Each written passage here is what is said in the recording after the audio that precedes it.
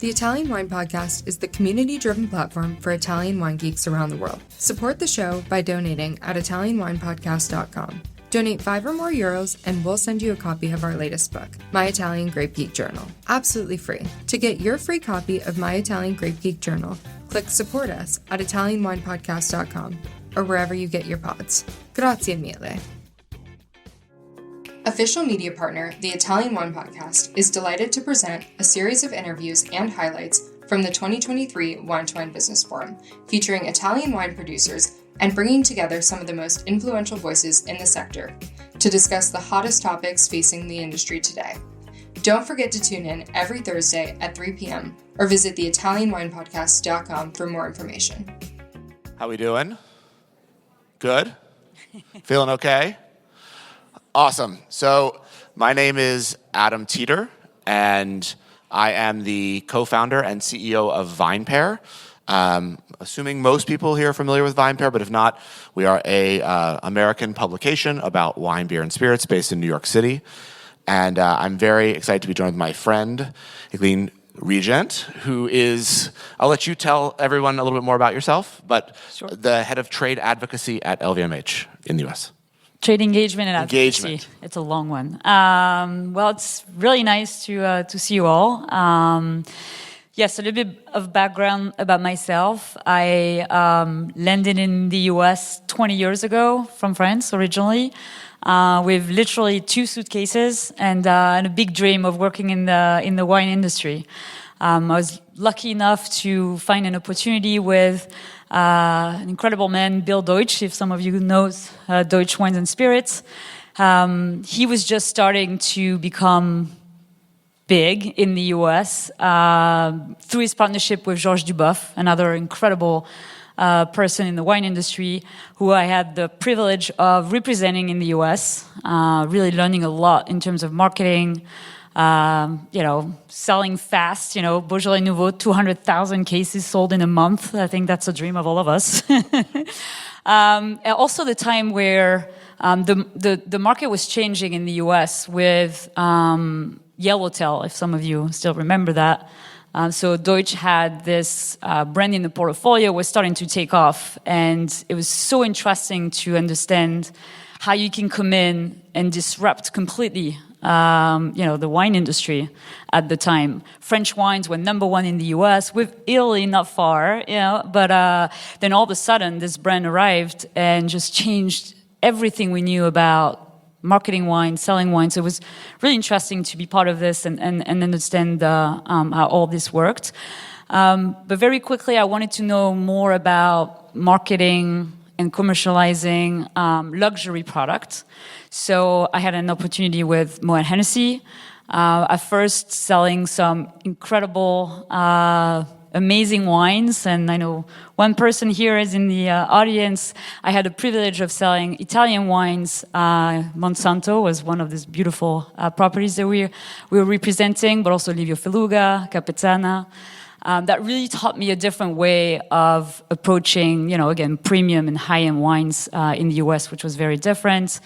Then I took a little step aside, even though I was working for a champagne company, but I went to Pernod Ricard to lead their strategy for champagne and sparkling, and came back to Moet Hennessy to lead Veuve Clicquot for the US, another incredible brand that has taken a very different approach in terms of marketing, and is now the number 1, has been the number 1 champagne in the US for a long time. And more recently, now I'm heading a new department for Moet Hennessy, which is trade engagement and advocacy, which didn't exist before, and is really about engaging with the trade. And the trade is a big word, right? The trade in the US, as most of probably the US market is very different than the rest of the world.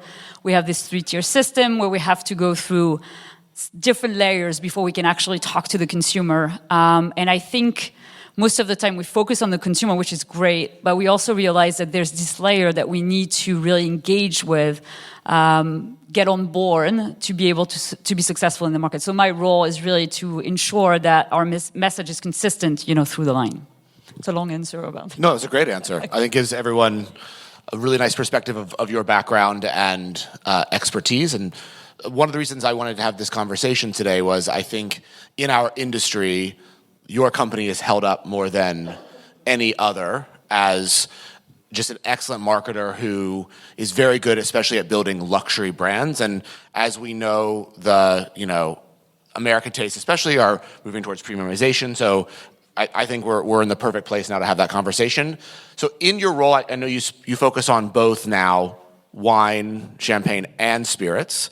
I want to focus mostly, though, on wine and champagne today because this is a wine audience. So LVMH is often held up by your competitors as the premier luxury wine portfolio in the world, with your marketing efforts second to none. What do you think it is that makes your marketing strategy at LVMH so successful and so enviable? So first of all, great that people think that. I think first of all, we have in our portfolio some incredible brands. We have brands, we call them maison, right? Houses that are centuries years old. They will outlive me and everybody else, and I think understanding that our role is within the life of those amazing houses, maison, families, whatever, we have just that tiny little impact on it, gives you a little bit of a perspective. Like I think the hardest part sometimes is to just say no, and I'll get to why I'm saying this, but it's just because saying no now in the long term will be beneficial for those brands. I think we have a tendency to just see what's just ahead of us and making those decisions because it's important for the business. I mean, right now, the business is difficult, I think, for a lot of people. And this is the time, it's the critical time to make those good decisions. That is not about reacting to what's going on right now, but really having this vision in the long term. So I think what Hennessy is at least doing well is making sure that everything that we do is not impacting the today or this year, but really understanding what this will have in the long term. And so, yes, sometimes it says no. You have this big account that's going to drop like telling you that they're going to do this massive, sales.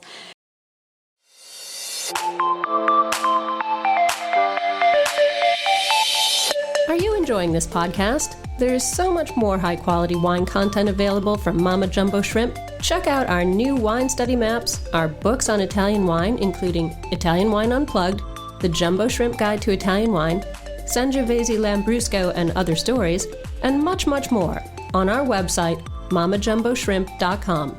Now back to the show. But it might not be the right image. It might not be the right consumer you're going after. So for the moment, it might be, yes, I need this. But in the long term, it might hurt you. So it's a process that we're always thinking like, okay, is this the right thing that I'm doing for the long term with my brands? And again, like going back to marketing, besides those very commercial decisions, is also making sure that we're telling the stories of the brands. All of our maisons, all of our houses are incredible stories. And it is our purpose, really, our mission is to continue to tell those great stories to our consumers, to tell those great stories to the trade, get them engaged with them. And it's like this very clear focus of long-term vision, the investment in the right place, and just always bringing back the story of the brand. So I want to talk about storytelling a little bit.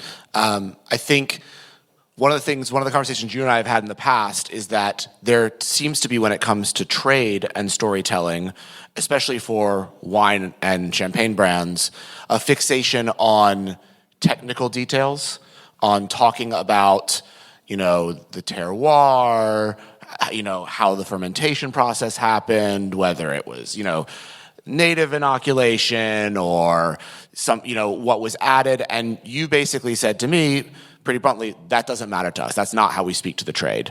Why does that not matter to you? And why do you think that the way that you speak to the trade is more important?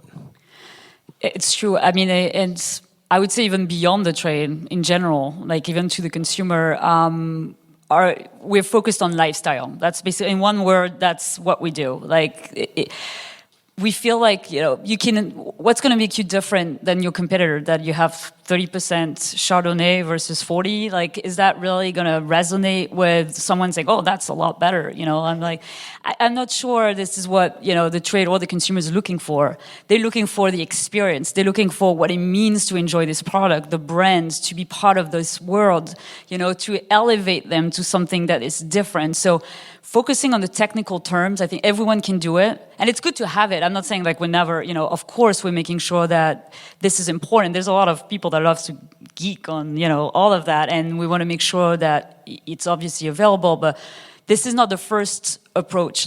We'll go first with what the brand represents, the storytelling, making you part of the world of this particular maison or the story of the family or, the place. Or I think we believe that this has a lot more impact than technical terms because it's hard to be competitive with technical terms. Yeah. How would you respond though to someone that says, okay, the stories, but aren't there lots of French producers that have similar stories? So that's why I rely on my technical details, or, that's why I talk about where I grow the grapes, or, how we make the wines, because I feel like every chateau could be owned by, 5th generation, 6th generation. I think you should not be in the wine industry. No, I'm just kidding.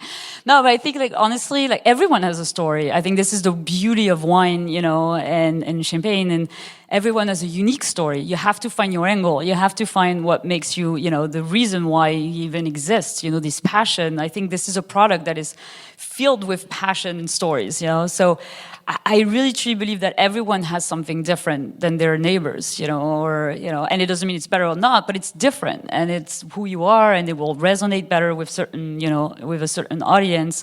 But it's finding that, that thing that's unique, and it doesn't mean that it's centuries old. Like Moet Hennessy is, acquiring brands that are not centuries old today. But we see the future. We see that there's usually a family behind it or a story that will live, for a long time. So it's just finding that angle that makes you different than, That's a great answer.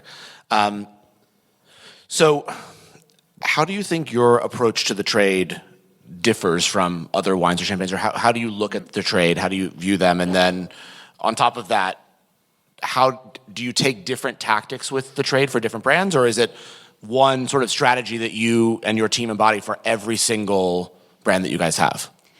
Yeah, it's interesting because I think the power of LVMH and Moet Hennessy is about this maison management, right? It's like every maison is treated differently. There's a different maison owner or head of a maison, and they're almost in competition. I remember when I started with Clicquot, my competitor was Moet, and the guy was sitting next to me, like we're in the same office. But somehow it's encouraged the way that each houses has to be treated differently because they all have their, different stories and different, audience and whatever. But when you speak to the trade, though, I think that's very different, and that's how my department has been created. We're realizing that that's not working as well. Because if you're a trade, meaning so what do we mean by trade? We mean our distributors in the US, the people that we have to go through them to sell finally to an account, the on-premise manager, and then the owner of a restaurant, the owner of a hotel. I mean, everyone who is going to touch your product before it gets to the consumer. That's what I mean by trade. But these people are engaged with different companies, not just brands, but really it's going to be Diageo, it's going to be, the Pernod. So it's important that we have an approach as Moet Hennessy. So we do this differently as a portfolio. And we try to find what's so common between all of our brands then when we speak about, to the trade. And it's usually about this, obviously we are, luxury positioning, but also how we can, bring different experiences to them. To understand the world of Moet Hennessy is different than you might find within our competitors. But we have this approach more portfolio than we would if we were talking to a consumer. Okay. So obviously, post-COVID, a lot of people have spoken about how the traditional ways of building a wine brand are different, right? Oh, we can go direct to consumer, or we can go into store. But you and I spoke actually today at lunch about how you still really do believe that the best brands, the best wine brands are built in the on-premise. Why do you believe that? Yeah. It's interesting because thinking about it, I also think it's at a certain price point. Yeah. maybe for for Moet Hennessy's price point or positioning, we still strongly believe that the on-trade is how you build brands. And as we're launching new brands, as we're launching new SKUs within the portfolio, we'll make sure that we are very targeted in terms of the on-trade. But then it's also how you define the on-trade, right? So we have now multiple classification about, where we want to be. It's about this very selective mindset because accounts are as influential as, could be, a press article sometimes or a, influencer on Instagram. But where you are positioned by the glass and on the list has a lot of impact in terms of the perception for the consumers. So they're seeing you in this account that they love, and the on-trade again is offering an experience that the off-trade can never offer, right? It's like you hopefully having a good time when you're at a restaurant, I hope, and then this opening the bottle and the enjoyment. This experience helped build the brand, and not to mention obviously tasting it because you hope to be by the glass, and that's a chance for consumer to try your products. But this is really building kind of a world around your brand that you would love to create that sometimes you can't as a company because you're not next to the consumer. And then we believe that this helps pull cases or products off the shelves in the off-trade.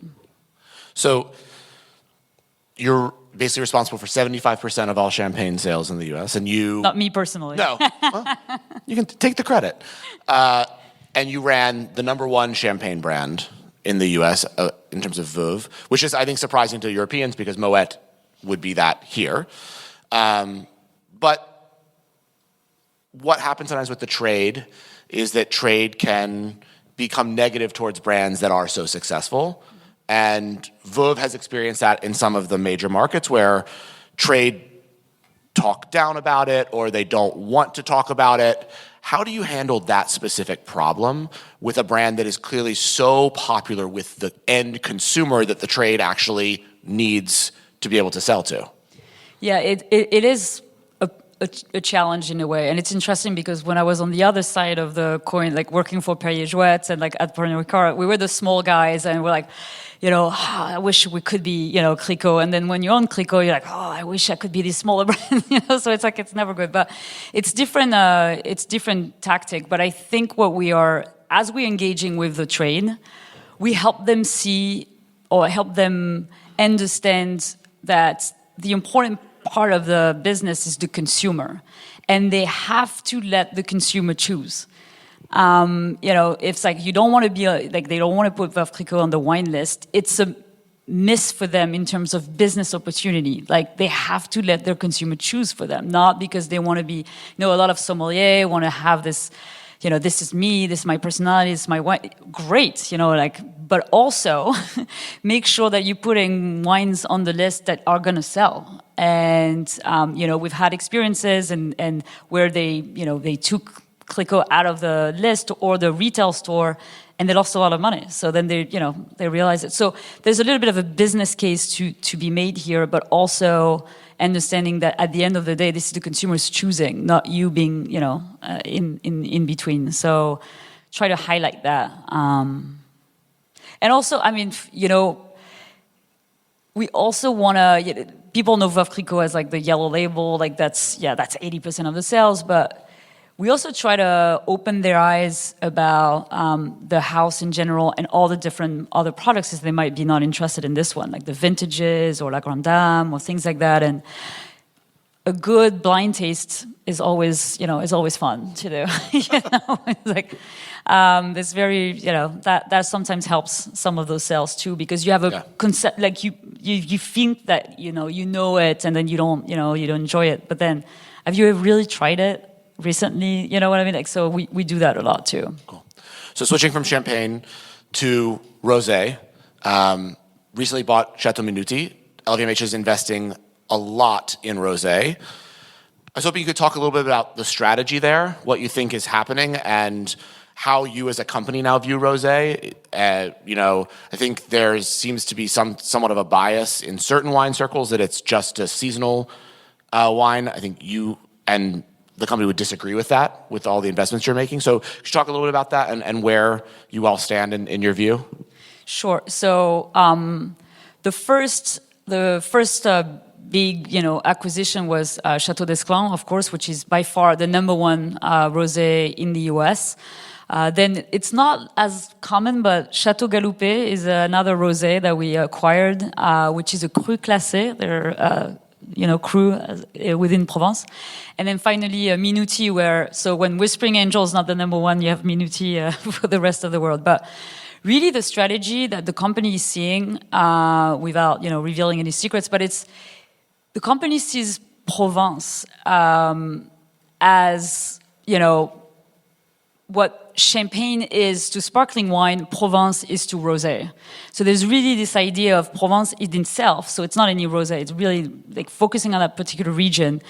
First of all, it's a very old region. Like it's one of the oldest regions in Europe and in France. It has a lot of history, and Provence has proven to deliver quality rosé. So there's a real interest here. Like it's really premium. And why can it become the champagne of rosé? In the sense that the lifestyle, first of all, that rosé conveys for a consumer is very similar in many ways as champagne. The drinking occasion is also very similar. So you'll be surprised, and I don't know if you would think about this, but in the US, people drink rosé in high energy occasions. So at nightclubs, basically. Yes. Day clubs, it is, you have large formats of rosé. It's becoming very wide in terms of occasions. So going back to your seasonality, this is no longer the case. And also the US, let's not forget, a lot of states are warm year round. So it's like we think of US, New York, or, but like Florida, California, like Texas, there's plenty of places where it's warm, year round. So there's also this idea, but really it's about the occasion when people drink rosé. It's started to become very similar as champagne as well. And it's got this premiumization opportunity, great value, to be honest, for this product. And yeah, it's like aperitif, dining, high energy. I mean, it's just like there's a wide range of opportunities there. Oh, very cool. So you're also, as a company, pretty famous for your event strategy. I mean, Polo is one of the coolest events that you do every year. But why do you as a company think that events are so important, and how does that sort of inform the rest of your marketing strategy around? I will go back to also how the US, again, we have very little control of our distribution. I think it's making LVMH crazy, because on the LV side, all the fashion sites, they own their retail stores, and they control everything from the top, from Paris to, the consumer. With wine and spirits, it's very different. We don't control the distributors as much as we want to. We can't legally tell them what to do. And then there's a retail store where you're lost in this a million brands. I mean, this is lack of ownership, through the distribution is very, it's very difficult when you're trying to bring luxury, when you're trying to bring, experience. So being able to create experiences for your consumers where they are invited into your world is so important in the US specifically, because then this is your moment where you have all the controllables. The Polo, the Veuve Clicquot Polo, is such a great example of it. This is the only actual event that consumers can pay for it. I won't give you the secret of that, but it's an experience for a day, what it is to be in the world of Veuve Clicquot. It's about disruption too. I mentioned this before, but really disrupting. This is a polo match in the center. I mean, in New York. It's pretty disruptive. Most people have never seen a polo match in their life, and granted, in a city. So it brings kind of this crazy idea of doing something very different. And then these elevations about being in the world, again, where you're drinking champagne all day. It's like the fanciest picnic that you've ever had, and you're into the world. So you really build. And it's also an education moment to learn about the brands, to learn about the story, to learn about the product, all wrapped into one beautiful bow, so that you become, you have loyal consumers that are just falling in love with the brands, and that's. So you do events. Obviously, Polo is a massive scale. You do things on a much smaller scale too, right? So thinking about some of the producers that might be in the audience with smaller brands that obviously don't have the budget for Polo, how do you show up there? Because I think one of the things I've always noticed is you've been very good at like being at the cool hotel in the Hudson Valley where you take over Scribner's and things like that. So how do you think about that on the smaller scale as well? Yeah, that's a good point. We also do like smaller. It doesn't have to be these massive events, right? Some of the successes have also been like the Krug House. Like having renting this amazing house. It could be New York or anywhere, and just transforming it to the world of this Krug champagne and telling the stories, and then you can invite trade and consumers. So that's quite nice. Or partnering, to your point, we have a few across the U.S. Great partners accounts where you want your brands to be there just because the either the hotel, the restaurant, it just aligns with who you are as a brand. It helps tell the story, and that's honestly, this is the best situation because not only do you convey a story, you have your brands represented, but then you're also selling, obviously. So this is great. But yeah, we do have a few partners across the U.S. where we build again in the long term relationship with them and ensure that the brand is represented. But it also fits with it's a partnership with those accounts for sure. Okay, last question for you, and then we'll move on to some questions from the audience. So, obviously, as a media company, we speak to both consumers and trade, and I know you have LVMH has a very specific media strategy as well. How do you approach working with media partners like us and others when it comes to really telling the story to trade? Honestly, I think particularly VinePair, I'm going to go back to disruption, but I think that is, there's been so many very traditional ways of talking about technical ways of talking about your product and the wines, and we believe there's more to be said around experiences and education in a fun and edutaining way that I think you offer that is very different. The audience we're trying to reach is most likely within your world. So that makes more sense. And there's still this kind of technical education piece in a sense, but taught in a very fun and different ways. And it can be in different mediums using podcasts, as I know you're doing. This is where we see it more helpful for what we're trying to achieve, I think. Yeah. Interesting. Thank you so much. This has been really, I hope everyone else has gotten a lot of information. I thought it was incredibly interesting. I've always been really impressed by everything that you have done and the company has done. Thank you so much. I really appreciate it.